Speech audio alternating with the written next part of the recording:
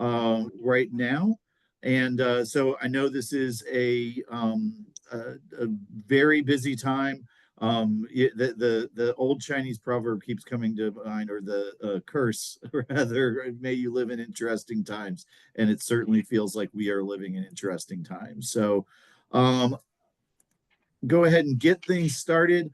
Um, I do have my name, title, email, and phone number on there. I am always happy to answer questions. Email is usually the best way to get a hold of me. A reminder, I am not a lawyer, and so I am definitely not your lawyer. So please, anything that we discuss today, do not consider that legal advice.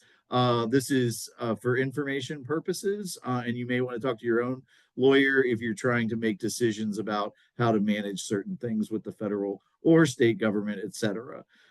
So today we're going to talk about, spend a good bit of time on the federal cultural agencies, and that's the Institute of Museum and Library Services, National Endowment for the for the Humanities, and National Endowment for the Arts.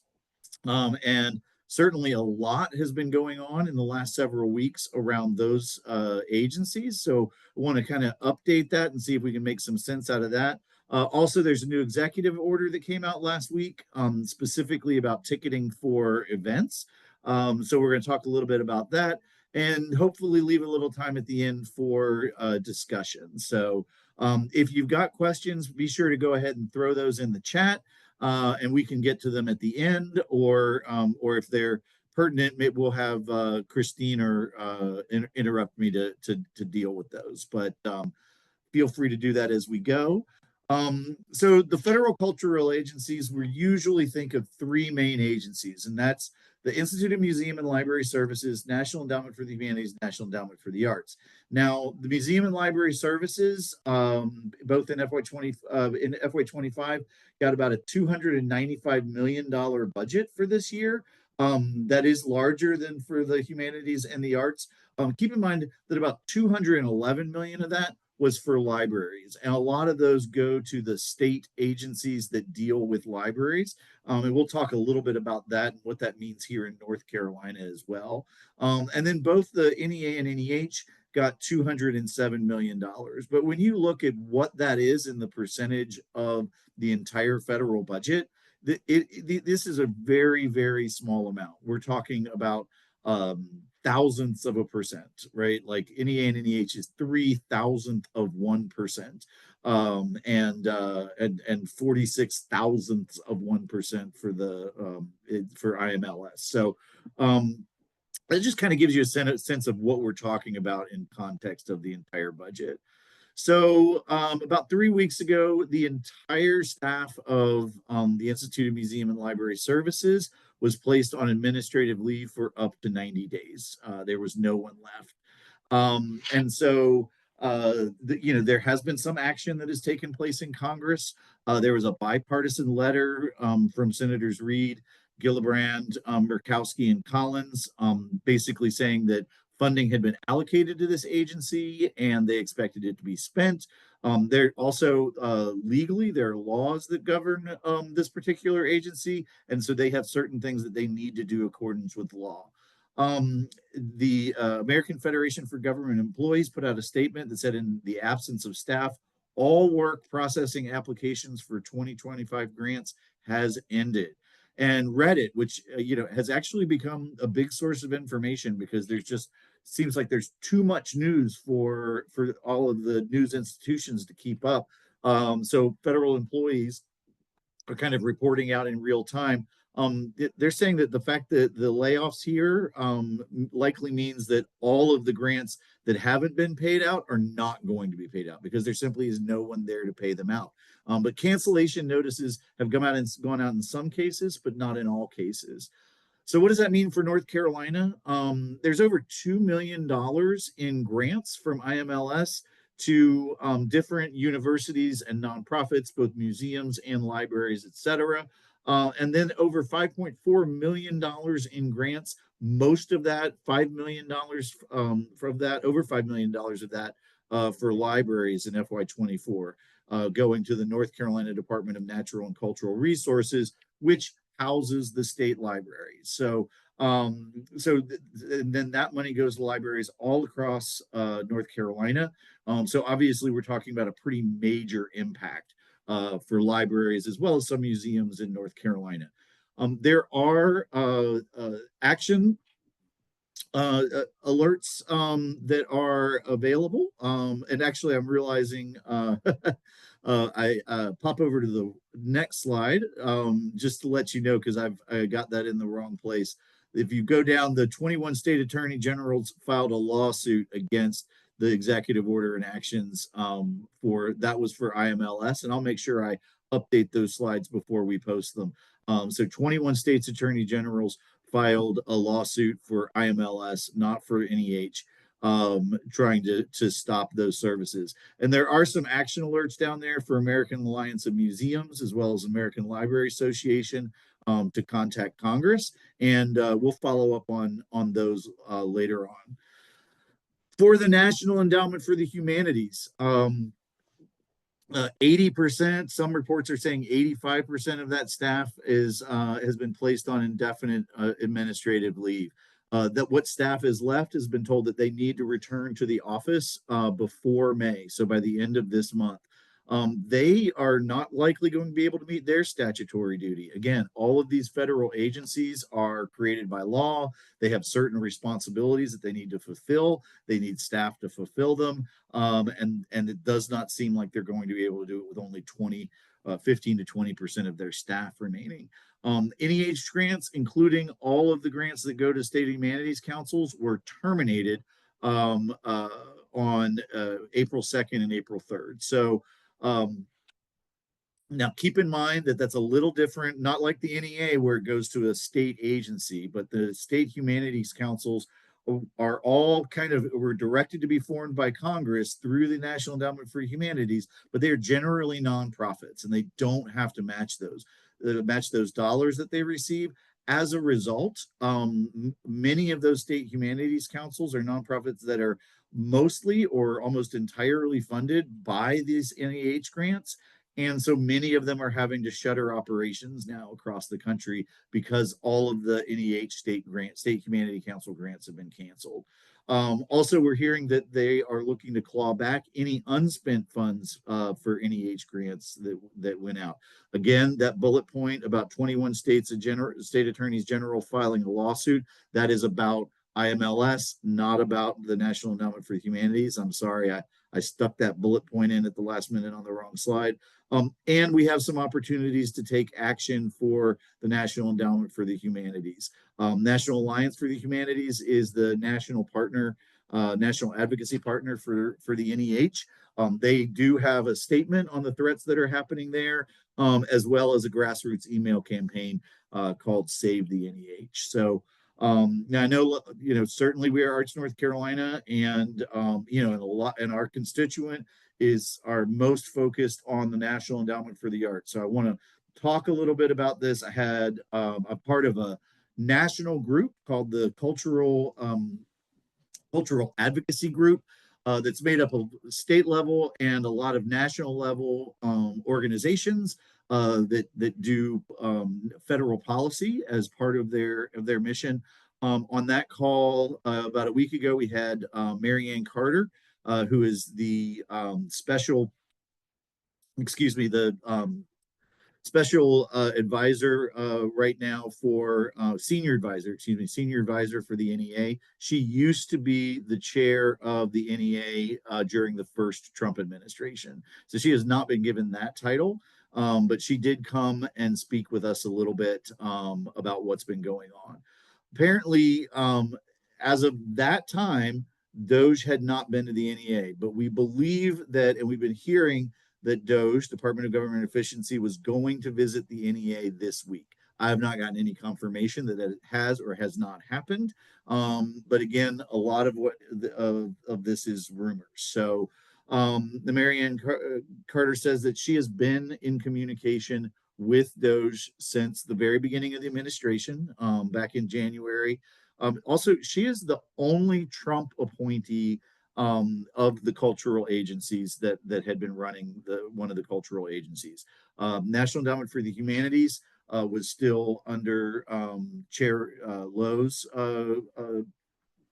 purview. She was a Biden appointee, and she so she was staying on until the new administration placed someone there. They did finally ask her to leave, and then put in the general counsel for the National Endowment for the Humanities is took over at NEH. And then IMLS did not have anyone in that interim leadership position, and they just recently instituted someone there right before they started all these massive cuts. Another thing that we heard from Marianne Carter was that the NEA has already been taking steps to reduce staff, right? So they have been doing this work since January, but they've been doing it more slowly, and a little bit more judiciously. Any vacant positions that were not statutorily required. And that's, do we need this in order to meet our statutory minimums? That is a big concern of the current administration. So eliminating vacant position. Some workers took that buyout that you heard about that came out right as soon as the administration took over in January and early February. They're also seeking approval to be able to offer early retirement to those whose positions are not statutorily needed, that have been there for over 20 years, and that are over 50 years of age. And they may also be offering voluntary separation agreements, which will be payments for folks to leave, not unlike that buyout from earlier, if they're not able to meet that early retirement. NEA is hoping to avoid what's called a RIF, or big reduction in force. And that's really what's been happening at the NEH and IMLS, is this reduction in force. Also, you probably heard the Trump administration really wants staff back in the office. So they're going to, NEA staff is going to be required to be working from the office no later than May 5th. So they have put that date on the calendar for all NEA employees. So I want to dive in a little bit more to NEA grants, but first a little review from our last webinar about the early executive orders. Yes, they disbanded the President's Committee on Arts and Humanities. And yes, the one at the end there, celebrating America's 250th birthday, was important, because that America 250, we thought, because it was named on the task force that NEA, NEH, and IMLS would be safe. We could tell that is, still a focus of the NEA, but doesn't necessarily, being on the task force doesn't mean you're not going to lose positions.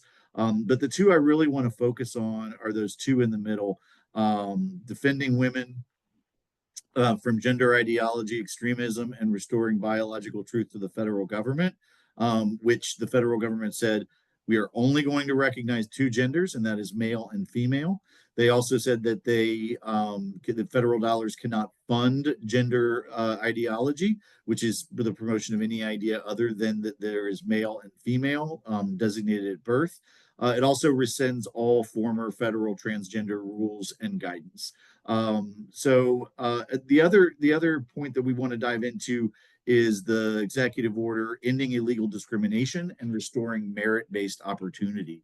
That basically said that all federal grantees must certify that they don't engage in illegal DEI practices. And again, that's going to be a bright line that we refer to a lot.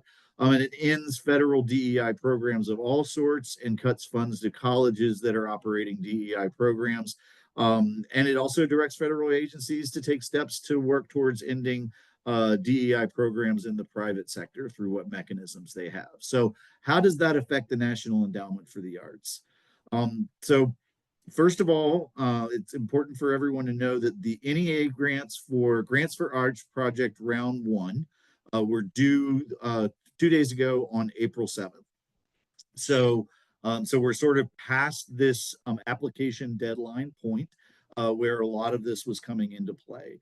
But when all of these executive orders came into play, the NEA changed their assurance of compliance to say that that those folks that are applying for grants would need to certify that they were meeting those executive orders, that they were not using federal dollars to promote DEI or gender ideology, and that they were not doing any programs whatsoever that violate applicable federal anti-discrimination laws with DEI initiatives. So now the assurance of compliance is something that has been around for a really long time, for decades, where you're basically agreeing to apply with all of rules of the federal government, particularly Civil Rights Act of 1964 and others, the American with Disability Act, et cetera.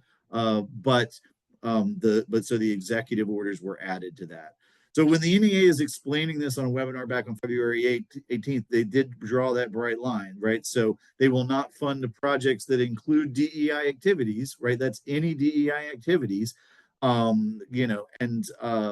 that they applicants must certify that they do not operate any programs promoting DEI that violate anti-discrimination laws, right? So, and even if that's outside the scope of their of the NEA project.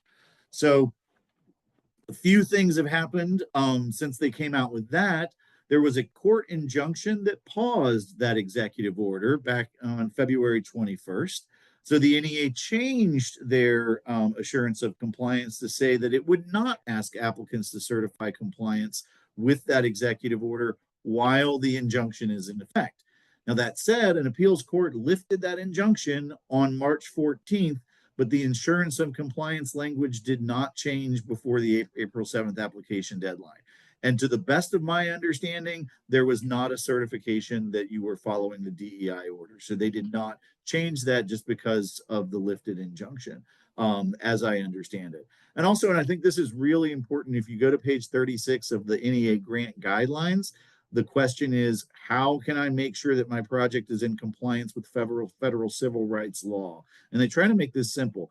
Projects may reach a particular group or demographic, such as sex, disability, economic status, race, color, etc. However, projects may not be exclusionary under federal civil rights laws and policy prohibiting discrimination. This non-discrimination requirement extends to hiring practices, artist selection, and audience engagement. Your application should make it clear that project activities are not exclusionary. So as long as you are not excluding folks, then you should be in requirement for meeting those goals. And they want your application to be very clear that that is what you are doing, that you are not excluding folks. So we will see how the DEI order plays out. Then there's also the NEA and the gender executive order, right? So what's going on with that gender ideology statement? So Rhode Island filed a lawsuit on behalf of Rhode Island Latino Arts, the Theater Offensive, National Queer Theater, and Theater Communications Group against the NEA because they had placed a funding ban on projects that promote gender ideology in accordance with the executive order. So that happened on March 6th. And the ACL lawsuit basically said that they were violating the First Amendment because they were restricting artistic expression and imposing viewpoint-based discrimination. It also said that they were not complying with the Fifth Amendment because it violated due process by imposing vague and arbitrary restrictions onto the grants. And along that line, it violated the Administrative Procedures Act, because they arbitrarily changed the eligibility without proper notice and public feedback. So 3 legal arguments. Now, the NEA changed their assurance of compliance, much like they did with the DEI order, to not require the applicant to certify compliance with the gender ideology ban pending the outcome of the litigation. That happened on March 10th. Then I guess the NEA said that to the courts that they were going to need until April 30th to decide how they were going to interpret that executive order. And the ACLU said, that doesn't make any sense. The applications are due on April 7th. You're making your decision on April 30th. How are our clients going to be able to file for this grant? So that was filed on March 27th. We fast forward to last week on April 3rd. The court refused to block the NEA from reimposing the ban. They said, we cannot put an injunction in place. We're going to let them go through their process. if they're going to reimpose the ban, that's what they're going to do as they figure out how to interpret the order.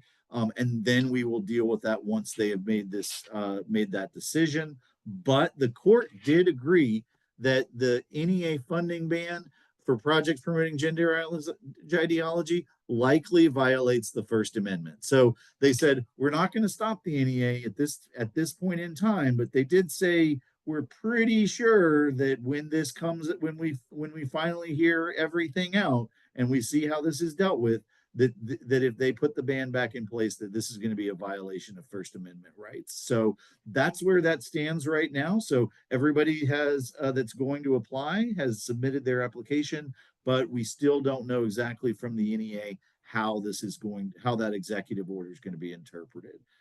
A few other updates on NEA grants. A lot of folks that got offers in back in December, those grants are under review, right? And so this review process is taking a lot of time now. Apparently, my understanding from the conversation with Mary Ann Carter is that there are two steps. There is the offer step, and then there's a separate contracting step, which is the actual awarding of the grant. And so there is a review process and always has been sort of between offer and award. But because of all this change and all these executive orders, that is taking longer. So folks that were offered the funding are kind of stuck in this like secondary review process as they figure out whether or not their grants are going to be funded under the new administration's executive order.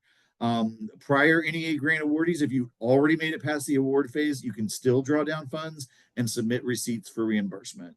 And so I had a chance to ask her a question specifically about how these executive orders are going to reflect on regional, state, and local government agreements. And for those of you that don't know, the North Carolina Arts Council receives $1.2 million from the NEA that pays not only for grant programs across the state, but also contributes to some of their staff funding as well. And certainly regional arts organizations like South Arts have similar agreements and funding from the NEA that funds their grants. And then there are some local agreements, some the local agencies that apply and get funding that they sub-grant out. How all that works and what that means for those organizations and for their sub-grantees, they don't know. The NEA's Office of General Counsel is still reviewing this, but they simply don't have enough information that's been provided from the Trump administration. And the one thing that was made very clear is that the NEA is not going to be an outlier. So that how other agencies across the federal government are interpreting these executive orders, that the NEA is going to make sure that their interpretation aligns with the rest of the Trump administration. They also expect that the second round of FY25 NEA grants for projects shouldn't be delayed as much because we've been through this once and we've gone through this process. So that we'll have more information. But more to say. Now, I know that a lot of you are probably wondering, what do we do? How do we find information? Where do we get advocacy materials to advocate for the NEA and others? That's why we're here. So I was honored to work with a team from that cultural advocacy group. I got to co-chair a group that worked on reworking the National Endowment for the Arts policy draft for FY26. We're asking for $209 million, which is a small increase from the current funding of $207 million. These slides are going to be up on the Arts NC webinar webpage shortly after this webinar is over. So you can use that link and go ahead and download this 2-page policy brief. It'll give you all the talking points that you need in order to mix with your own stories and talk about the NEA. Also, there are actions that you can take right now. Again, these links will be on the NEA, on our website. Americans for the Arts and the Arts Action Fund, they have a letter, an email you can send to Congress that is supporting of the National Endowment for the Arts, National Endowment for the Humanities, Institute of Museum and Library Services, as well as arts education funding through the U.S. Department of Education and the changes that have been going on there. I know we haven't really talked about that, but that is a whole nother situation. National Humanities Alliance has a Save the NEH campaign. Also, emails that you can send to your congressional representative. The American Alliance for Museums has an act now to save IMLS. And also, the American Library Association has a Show Up for Our Libraries campaign to talk to Congress for that library funding. Remember, most of that federal funding is for libraries.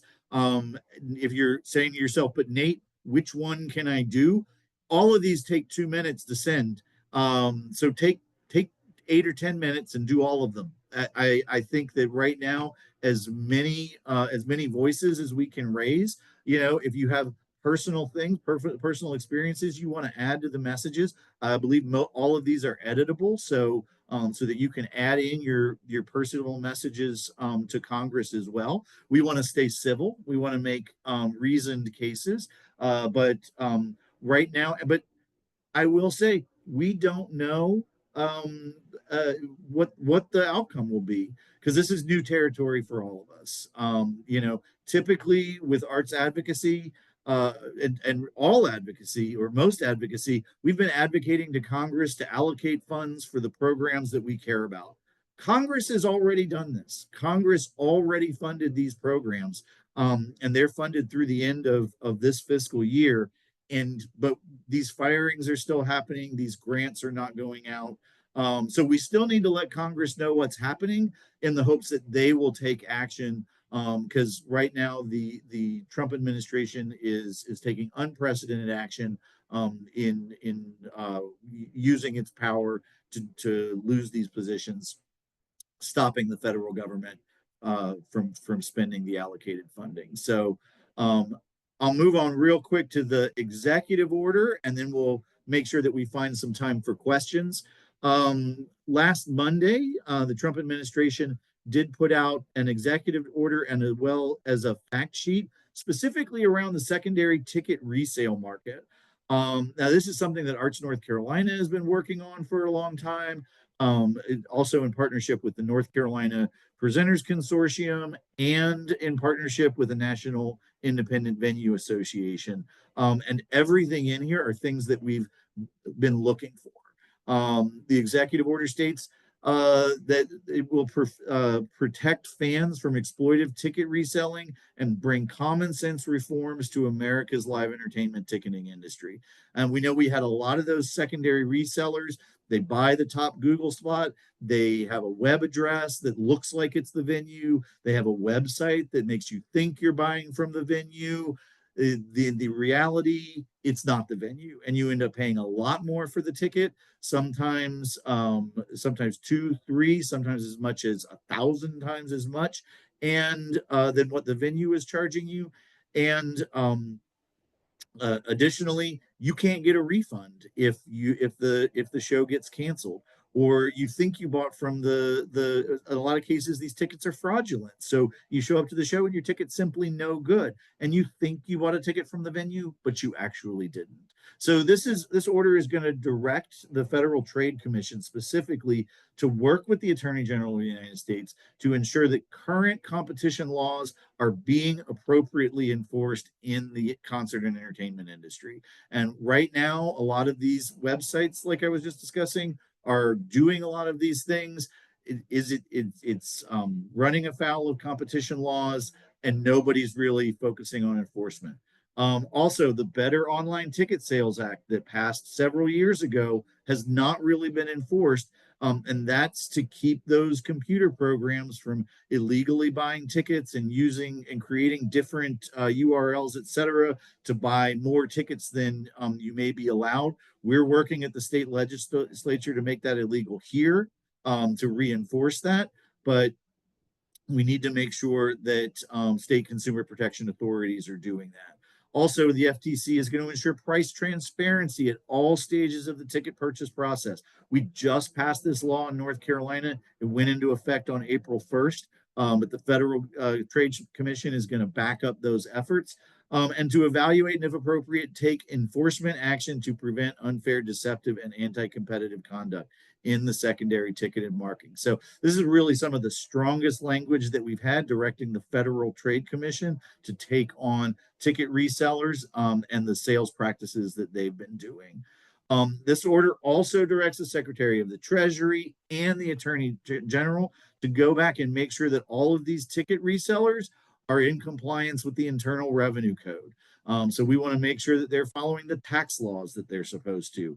The order also says that the Department of Treasury, Department of Justice, and the FTC have until September 27th, 180 days, to tell the president what you've done in order to address the issue of unfair practices in live concert and entertainment industry, and to recommend additional regulations or legislation as may be needed to protect consumers for this industry. So the Trump administration is really taking a step up with this executive order to say that by the end of this year, we want to know what's needed and what further steps we want to take. And also, this is a really important quote because these executive orders are considered the quotes from the president, right? This is his authority and his orders. It says, "My administration is committed to making as accessible as possible the arts and entertainment that enrich Americans' lives." So I think that that statement from the President of the United States is really key in our advocacy as we talk about the National Endowment for the Arts, the National Endowment for the Humanities, as well as the Institute for Museum and Library Services. I do want to do a quick update on federal tax legislation. Really important this year because the tax cuts from the last Trump administration have to be reissued or reauthorized in this year. Charitable Act. Right now, most tax filers are taking the standard deduction. 90% of filers are doing this because they raised that standard deduction. This is hurting nonprofits across the spectrum, not just arts. There's a bill in the House and a bill in the Senate that would provide that above the line production, 4,600 for individuals, 9,200 for those filing jointly. There's a sign-on letter if your organization wants to sign on with the letter to the National Council of Nonprofits, and also the Performing Artist Tax Parity Act, which really is just allowing performing artists to have the same kind of common sense deductions that a lot of other professions have. The adjusted gross income cap has been $16,000 since 1986. That's right, under the Reagan administration, and this is going to raise that AGI up to $100,000. House bill was filed back in January, but 2 weeks ago in the Senate, it was refiled again, and as well as by Senator Tillis from North Carolina. We've been working with Senator Tillis, talking to him about the Charitable Act, but specifically about the Performing Arts Tax Parity Act. So Arts North Carolina is really excited about that. We also worked with Actors Equity to get a lot of different signatures. 56 orgs signed on this year. We had 29 sign on last year. This all helped Senator Tillis to really take a leadership role in advancing this tax bill. And given his position on the Finance Committee, we are hopeful that that really plays a strong role in making sure this is presented into the new tax law we're expecting this year. Quick reminder that we've got about a week for the Arts Day registration. The cutoff is next Thursday, I believe. So we've got some amazing speakers that are going to touch a little bit on this point. Pam Breaux, President and CEO of the National Assembly of State Arts Agencies, is going to be speaking not only about what's going on nationally, but also her experiences in arts and disaster recovery, because she was in New Orleans and dealing with that issue during Katrina back in the 2000s. So going to be exciting to hear from her. Also, David Holland, Deputy Director of Creative West, as well as one of my co-chairs with the Creative States Coalition, is going to talk about what's going on at the federal level, and also talking about how we can work together locally as well. And this is another great slide that I just want to kind of throw up to everybody. remember to set your boundaries. This is overwhelming. This is, we are focusing. I just talked for easily 35 minutes about just what's going on in the last couple of weeks, not to mention the things that have gone in the last couple of months. There's a lot going on, and this is only focusing on the arts issues. So remember to make sure that you're focusing on the issues that you care about, and try not to get too distracted, because you want to have your sustained focus as we deal with all of these changes to government. Find your aggregators and your experts. I hope that Arts North Carolina can be one of those for you. Please feel free to share this webinar with your friends. It'll be on Facebook as well as immediately following, and we'll have it posted to our website as soon as we can. And so just try and look for the patterns over all of that information. Remember that all of this coming out at once is supposed to make you feel overwhelmed. So take breaks, pace yourself. This is a marathon, not a sprint. So we're going to have to take this one day at a time. Practice going slow. The urgent can cloud the important. Also, remember that initial reporting is hard. There was trying to suss out what gets reported on day one versus what's getting reported on day three, and what gets reported on week three is something that I've already found challenging. So definitely be very cautious with that, and build community. Make sure you're kind of finding your tribe, that so you can discuss these issues and kind of get advice from other artists or other arts leaders about how everybody is addressing these changes to federal government. So at this point, I'll be happy to hop We off the do, slides. Have a few Nate, questions. yeah, Nate, we do, but I would like to let everybody know that the deadline for registering for Arts Day is going to be 5 p.m. on Wednesday, the 16th, which is next Wednesday. So if you want to register for Arts Day, please do that as soon as possible. Excellent. Thank And you, we've got a Christine. couple in the chat questions. All right. Let's see. IMLS extremely important to us. Will North Carolina Attorney General sign on with the other 21 states? I do not know the answer to that.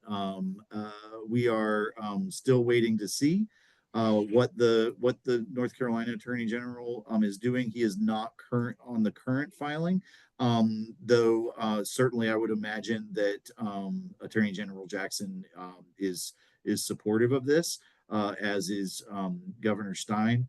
I actually was at a meeting yesterday. I had a chance to talk a little bit with the Secretary of the Natural of the North Carolina Secretary for Natural and Cultural Resources, as well as her Deputy Secretary. And so they are compiling a list of all of the impacts, and that's where I was getting those numbers from across the state, so that the Stein administration as well as the Attorney General can be well informed. So it would not surprise me whether or not we see action from the North Carolina Attorney General. Let's see, is there any indication that current NEA contract reimbursements won't be paid out? There is no indication currently. If you have my understanding at this moment is that if you have a contract with the National Endowment for the Arts, that contract is still in effect, and that they are currently staffed to be able to pay those reimbursements or to submit those payments. That being said, with the volatility that is happening, I would say that anyone that has an NEA grant, or really a federal grant of any time, you should be trying to draw down those dollars as quickly as possible. I will say that if you have an NEA, if you have an NEH grant, it's probably already been canceled. If you have an IMLS grant, it may not have been canceled, but there is simply no one there to fulfill the request. So prioritize drawing down your NEA funds if you still have that outstanding. Okay, so those were the two questions I had. Question from New. Facebook. Does this supersede what is being done at the state level, or are both being done together? So in terms of what is being done in the state level, it so the federal government is looking to trim the federal government, and I will also say that there were also federal cuts of an incredibly large scale that happened during the Clinton administrations. It was led by Vice President Al Gore. I don't remember the numbers off the top of my head, but they reduced a lot of positions and a lot of federal spending, but they did it much more slowly. And so it didn't get big headlines this way. So this is not the first time that anyone has ever tried to reduce the size of the federal government, but that is very specifically what they're working on. Also, we're seeing this sort of these other executive orders around DEI and gender ideology that are going to follow that federal money train or follow that money path. And we're still waiting to see how all of that implementation goes.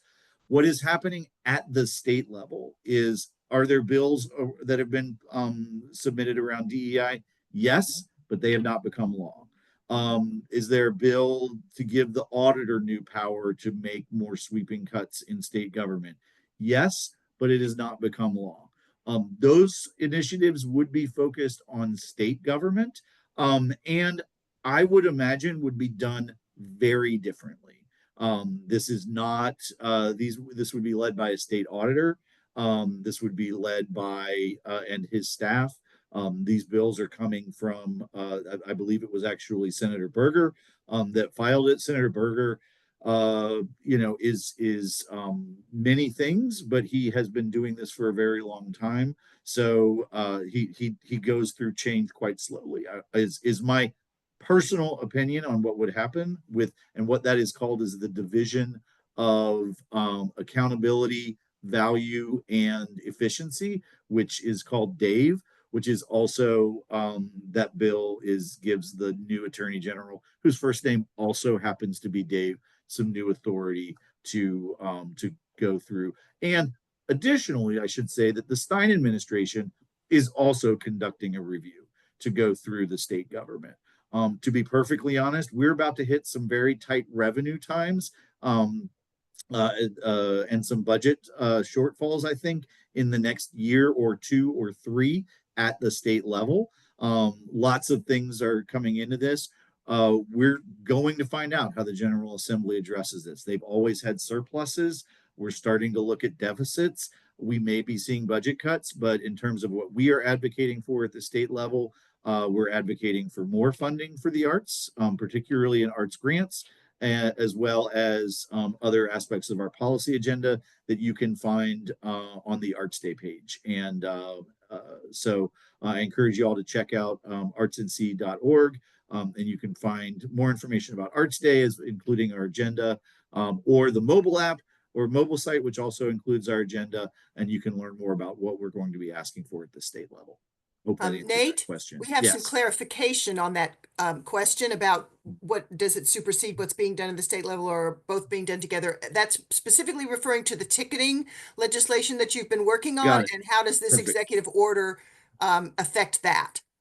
Excellent. No, that I completely understand. So, what's being done at the state level is that we are trying to advance some legislation um, uh, that would work to keep those to create a new law to make it illegal in North Carolina to use some of those deceptive practices, to use URLs that sound like a venue, to use a venue's intellectual property and their seating charts and their logos, et cetera, to sort of pull one over on the client.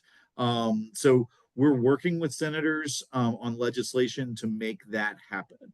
What this executive order does is primarily say there is existing law that we think addresses a lot of this, and that these secondary ticket sellers are acting outside of the current law, but nobody's enforcing it. So they are asking the FTC, the Justice Department, and the Internal Revenue Service to go in and specifically, are they following tax law? Are they following trade law? Are they following the Bots Act? So all of those things that these laws that maybe can be enforced more at the federal level, but the state laws that we're working on will only serve to reinforce what's going on with the executive order. So very similar things, but two different things happening there. Great question. Any other questions? I know this is a lot of information. I was just doing a presentation for the North Carolina Arts Council Board, and there's always a gap of silence after I get done talking because there's just a lot to process.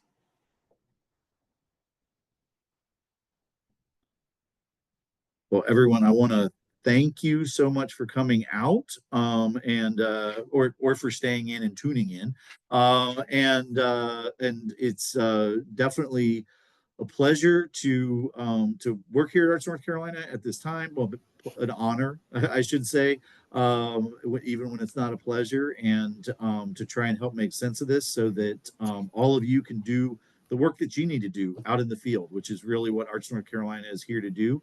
We'll continue to monitor this situation. I'm continuing to monitor what's going on at the National Endowment for the Arts.